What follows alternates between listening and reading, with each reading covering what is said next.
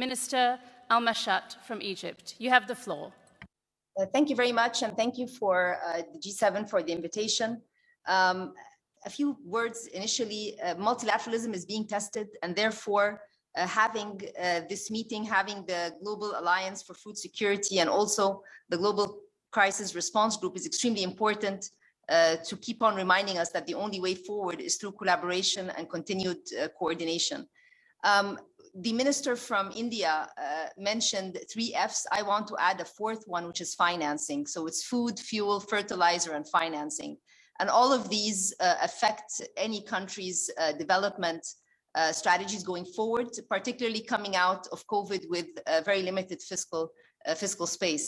And I want my intervention to be split into short term and medium term. On the short term, what is very, very important is the very good programs that have been done with the international community be scaled up in different countries.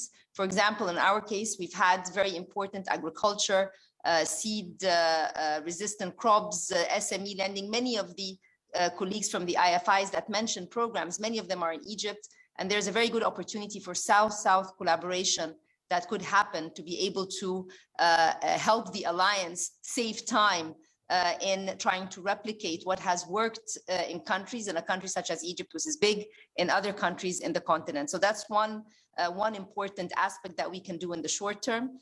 In the medium to long term, and Egypt being the president of COP coming up in Sharm el-Sheikh next November, and everybody is invited, our key messages are adaptation and resilience, and from pledges to implementation. So as we're talking about food security, and the importance of investments in this sector, I think that the focus very much on the medium term should be more investments into agriculture, water projects for the continent. And this comes very much in line with the pledges that were also made when it comes to climate finance. So I believe that there is a role for all of us to play to also show that through the alliance, much more can also be done because adaptation agriculture is also part of the climate challenge and therefore is an important aspect within this food security short-term aspect to also have our eyes on the medium term. Thank you very much.